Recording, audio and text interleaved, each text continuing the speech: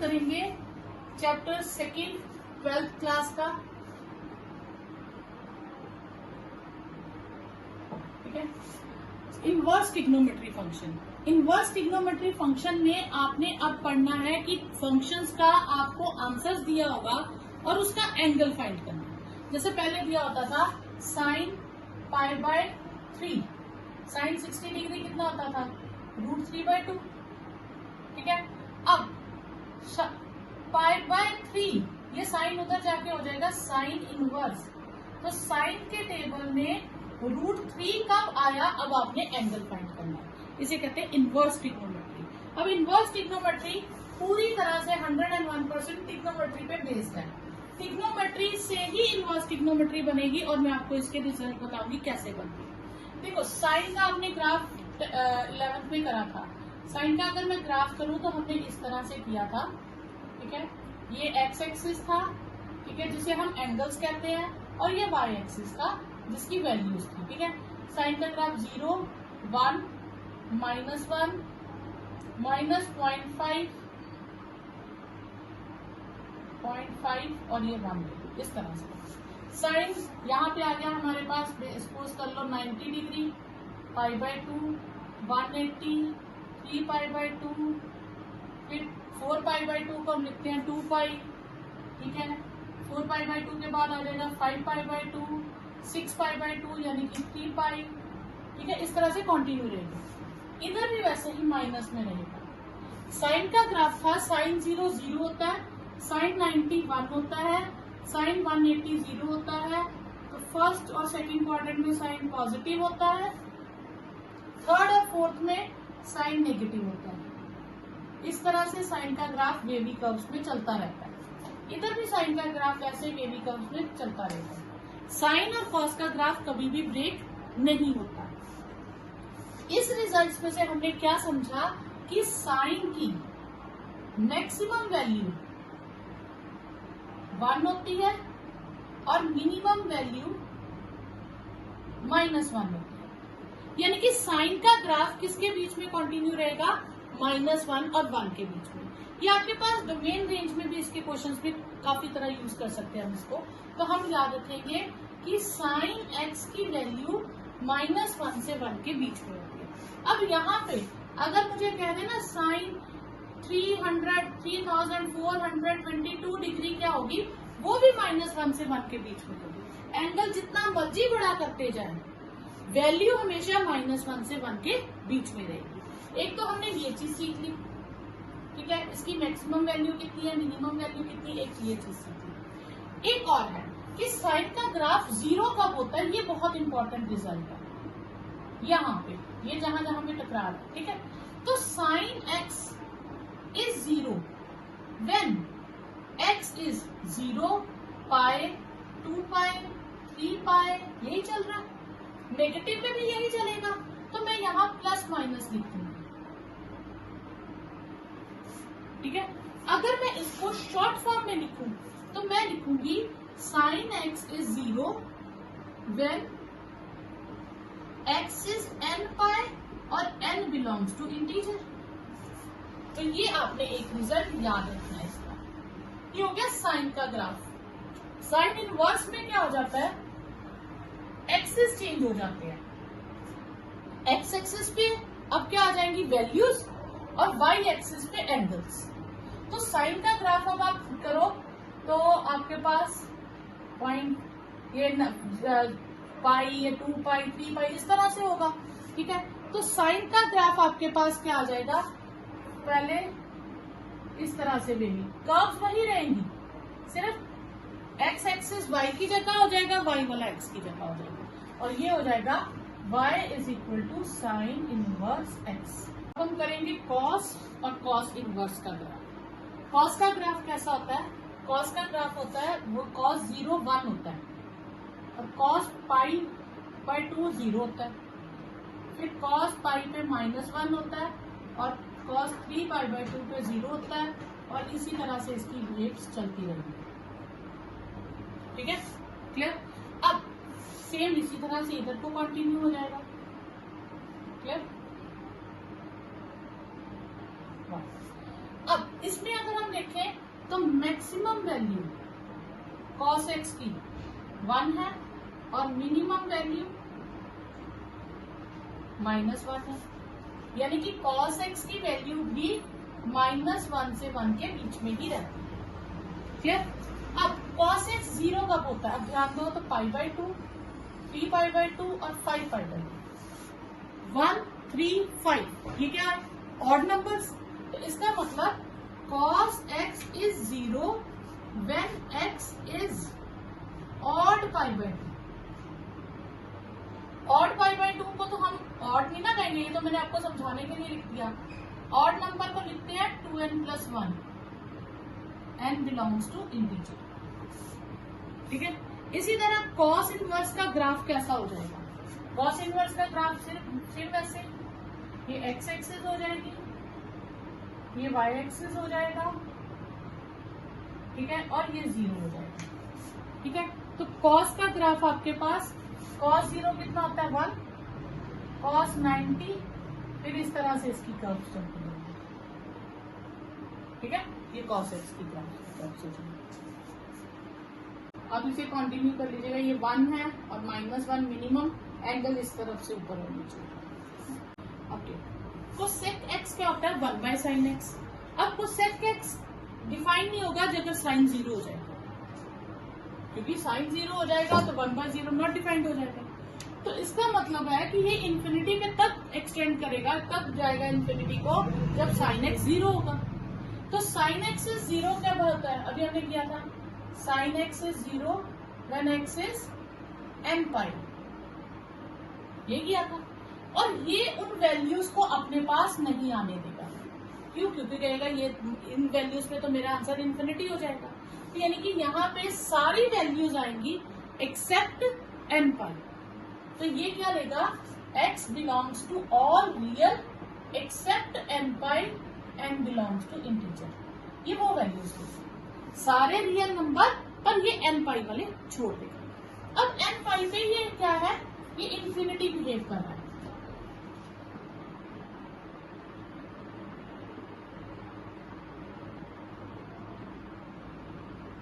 -1 और 1, n π यानी कि पाई 2 π 3 π इस तरफ, और इधर भी -π -2 π -3 π एंड सो ऑन।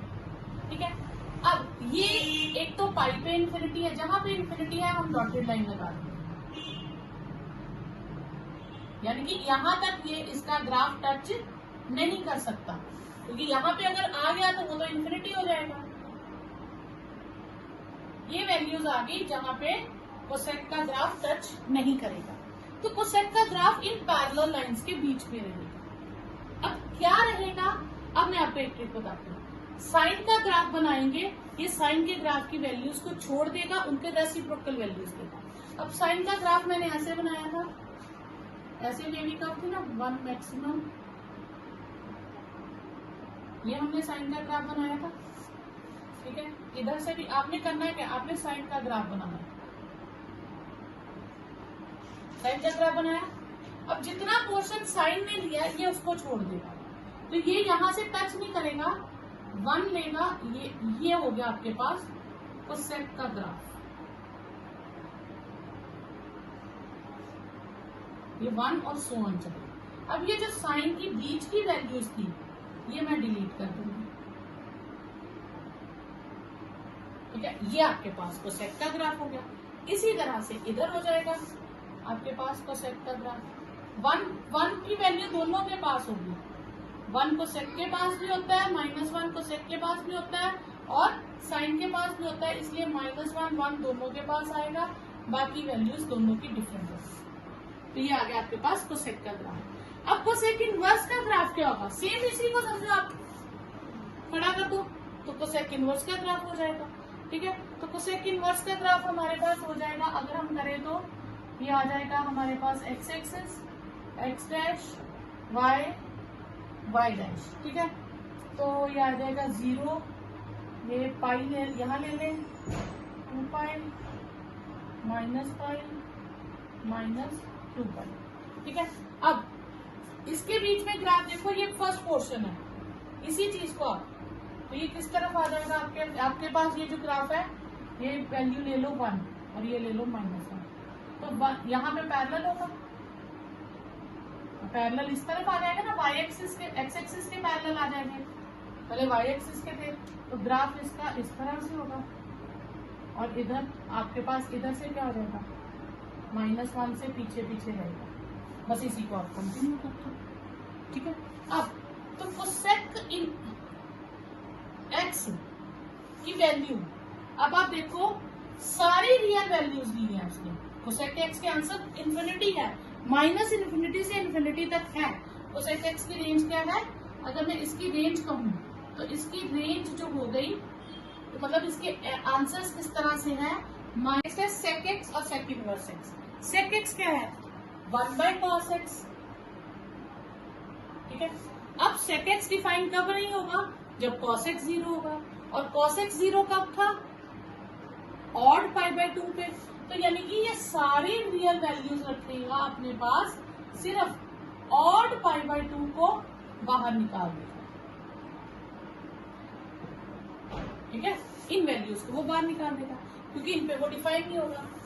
अब सेम वैसे ही x axis negative x axis, y axis negative y axis, चलिए इतना ही बना देते हैं, ये 1 ये -1, ऑड π/2 1 π/2 3 π/2 5 π/2 और इधर -π/2 -3 π/2 -5 π/2। उसमें है साइन में होता है n पाई, इसमें होता है ऑड π/2, ठीक है। अब इनके ये डॉटेड लाइंस आ जाएंगी,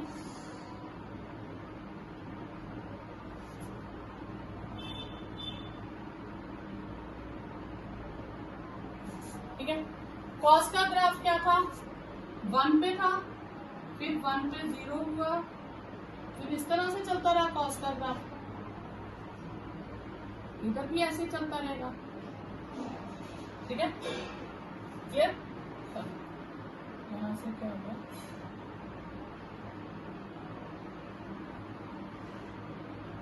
इस तरह से, ठीक है।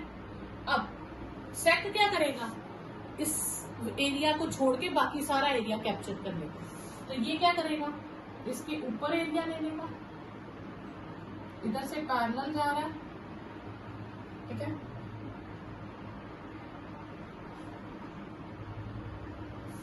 ठीक है, इसी तरह से इधर से वैसे, और ये हम बाद में क्लियर कर देंगे। ये आ गया आपके पास कोसेक का। सेम ऐसे ही आपके पास आ जाएगा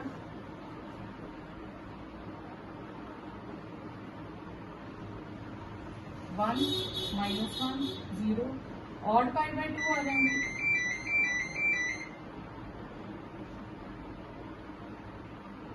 ठीक है। अब इस पे हम क्या करेंगे, हमारे पास वैल्यूज कैसी आ जाएंगी, ये इधर की ली थी ना, ओरिजिन से बियॉन्ड जा रहा है तो 1 से बियॉन्ड जाएगा, ठीक है, क्योंकि यहाँ पे तो ये पैरेलल लाइंस आ जाएंगी, ठीक है। और नेक्स्ट हमारे पास दूसरे में क्या है, नीचे की ओर, तो फिर इस पैरेलल में इस तरफ का एरिया आ जाएगा, तो ये आपके पास आ गया। अब अगर हम बात करें cosec inverse x, sorry sec x की, सेक एक्स में आंसर्स कैसे आए, सारे रियल नंबर आए, बस -1 से 1 तक के बीच नहीं आया, ठीक है। और यहाँ हम इसको फिर से लिख सकते हैं, -इन्फिनिटी से -1 यूनियन 1 से इन्फिनिटी। ये है हमने जो लीव किया, लीव हम ओपन ब्रैकेट में करते हैं, और इसका मतलब होता है क्या हम ले रहे हैं, तो हम -1 और 1 लेते हैं, इंक्लूड करते हैं, इसलिए हम इसमें क्लोज ब्रैकेट, ठीक है। इस पे हम अगर क्लोज ब्रैकेट रखेंगे ना, अगर मैं लिख दूंगी r -1 to 1, इसका मतलब है मैंने -1 भी छोड़ दिया, 1 भी छोड़ दिया, जबकि मुझे वो इंक्लूड करने हैं, तो जो इंक्लूड करने हैं तो फिर मैं लीव करना ओपन ब्रैकेट, ठीक है। नेक्स्ट है tan x। tan x क्या होता है, sin x upon cos x। अब फिर से cos x 0 नहीं होना चाहिए, यानी कि ये भी x की वैल्यूज कौन सी लेगा, all real except odd pi by 2, क्योंकि इन सब पे तो ये जीरो नॉट डिफाइंड हो जाएगा। ठीक है, अब इसका ग्राफ कैसा होगा? अब ये किस पे नॉट डिफाइंड है? ऑड पाई बाय 2, यानी कि 1 पाई बाय 2, 2 पाई बाय 2, तो ये आ जाएगा by dash x x dash. बना लो साथ साथ। ये ऑड पाई बाय 2 पे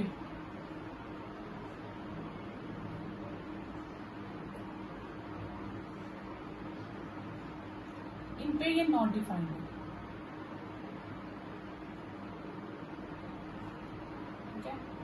अब इसकी वैल्यू क्या होती है? शुरू में 0 से 0, फिर 190 पे ही 10 क्या होता है? नॉट डिफाइंड होता है। तो 0 से 90 पे ही नॉट डिफाइंड हो जाता है। ये फर्स्ट क्वाड्रेंट में पॉजिटिव होता है। सेकंड में क्या होता है? इन्फिनिटी से, ठीक है, ये आपके पास ऐसे आएगा, फिर 3 पाई बाय 2, ये आपके पास पाई आएगा ना बीच में, यहाँ पाई भी लिख लेना। तो पाई पे टर्न करेगा और ये फिर ऐसे हो जाएगा 3 पाई बाय 2, फिर 4 पाई, 2 पाई पे इसी तरह से इसकी वेव्स चलती जाएगी। ठीक है, तो इधर भी ये इसी तरह से नेगेटिव, फिर नेक्स्ट इधर से आएगा और इधर से टर्न। ठीक है, और tan इनवर्स का ग्राफ x डैश y, ठीक है, 0, यहाँ पे हमारे पास 1, ठीक है, 1 इधर आ जाएगा, ये आएगा पाई by 2, 3 pi by 2, 5 pi by 2, इन सब पे पैरेलल लाइंस आ जाएंगी, minus pi by 2, minus 3 pi by 2, minus 5 pi by 2, इस तरह से पैरेलल लाइंस आ जाएंगी। ठीक है, अब आप यहाँ पे देखिए, पहले में 0 से आगे जा रहा है, ठीक है, पैरेलल, तो यानी कि इसका ग्राफ पहले इस तरह से होगा और इधर से ऐसे। ठीक है, सेम इसी को कंटिन्यू करेंगे, इसका ग्राफ ऐसे इस तरह से आपके पास है। ठीक है, तो tan x के आंसर्स कैसे आए, रेंज कैसी आई अगर मैं देखूं तो ये माइनस इन्फिनिटी से प्लस इन्फिनिटी तक सारे नंबर्स ले लें, ये कोई भी नंबर इसमें डिलीट नहीं है। ठीक है, नेक्स्ट है कॉट इनवर्स एक्स। कॉट क्या होगा? Cos by sine. ये साइन 0 नहीं होना चाहिए। साइन 0 कब होता है? व्हेन x इज n पाई, तो इसको ये वैल्यूज लीव करनी पड़ेंगी, तो यानी कि ये n पाई वैल्यूज लीव कर देगा। अब इसका ग्राफ क्या होता है? इसका ग्राफ होता है मैक्सिमम से, ठीक है, तो ये यहाँ पे इस तरह से होगा, पैरेलल, यहाँ से टच नहीं करेगा, पैरेलल। ये आपको 11 की वीडियोस में आपको दिख जाएगा ये सारे कैसे बने हैं। ठीक है, ये इस तरह से। और अगर इनवर्स की बात करूं, x डैश y डैश 0, ये आ जाएगा आपके पास पाई 2 पाई, ये पैरेलल हो जाएंगी, माइनस पाई माइनस 2 पाई, ये पैरेलल हो जाएंगे। ठीक है, अब हम इसका ग्राफ देखते हैं। तो इसका ग्राफ ये है फर्स्ट क्वाड्रेंट। ठीक है, तो इसका ग्राफ बनेगा आपके पास यहाँ से पैरेलल और इस तरह। ठीक है,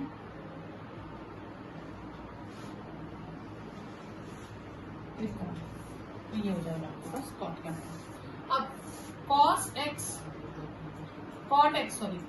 कॉट एक्स की रेंज क्या होती है? इसकी रेंज जो होती है ये ऑल रियल होती है, जिसे हम माइनस इन्फिनिटी टू इन्फिनिटी भी लिख सकते हैं। ठीक है, साइन फंक्शन कहीं ब्रेक हुआ था? नहीं, क्योंकि साइन वेवी कर्व्स में चलता जा रहा था, तो उस पर कोई क्रिटिकल पॉइंट नहीं आया था, यानी कि उसकी डोमेन क्या थी? All real. कॉस का ग्राफ कहीं ब्रेक नहीं हुआ, ऑल रियल। तो सीकेंट ग्राफ क्या था? 1 बाय साइन। तो साइन जहां डिनोमिनेटर में आएगा, इसका मतलब जहां साइन 0 होगा वहां पे ग्राफ ब्रेक हो जाएगा। तो साइन 0 कहां पे था हमारे पास? n पाई पे। ठीक है, तो हम all reals except n pi, n belong to integer कर देंगे। सीकेंट क्या था? 1 बाय कॉस। तो उसमें क्रिटिकल पॉइंट कौन से थे? जहां कॉस 0 होगा। कॉस 0 कब होता है? ऑड पाई बाय 2 पे। टेंजेंट में क्या था, साइन बाय कॉस, तो नीचे कॉस है, तो इसमें भी यही सारे क्रिटिकल पॉइंट्स लीव करने पड़ेंगे हमें। और यहाँ क्या है, कोटेंजेंट 1 बाय साइन, तो साइन कहाँ 0 होता है, एन पाई पे, इसमें हमें एन पाई भी लीव करना पड़ेगा। ठीक है, अब रेंज में क्या आ गया, जो इसका ग्राफ बनाया था उसने कितना एरिया कवर किया था, तो साइन ने -1 से 1 तक का एरिया कवर किया था, कॉस ने इसने भी -1 से 1 तक का एरिया कवर किया था, सीकेंट ने -1 से ऊपर और -1 से नीचे का एरिया कवर किया था, यानी कि ऑल रियल एक्सेप्ट -1 to 1, और ये भी all real except -1 to 1, between -1 and 1। ठीक है, और टेंजेंट और कोटेंजेंट ने, इन्होंने तो सारा ही एरिया कवर कर दिया था, इन्होंने कुछ छोड़ा ही नहीं था, तो इसकी आपके पास रेंज क्या आ जाएगी, आपके पास ऑल रियल ऑल रियल। ठीक है, अब फिर से आपके पास आ गए साइन फंक्शन, कोसाइन, ठीक है, सीकेंट, कोसीकेंट, टैन और कॉट। ठीक है, ये फंक्शंस आ गए।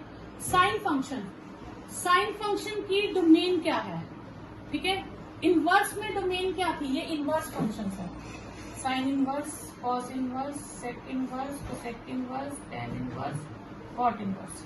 ठीक है, जो इनकी रेंज थी वो इसकी क्या हो जाएगी, डोमेन।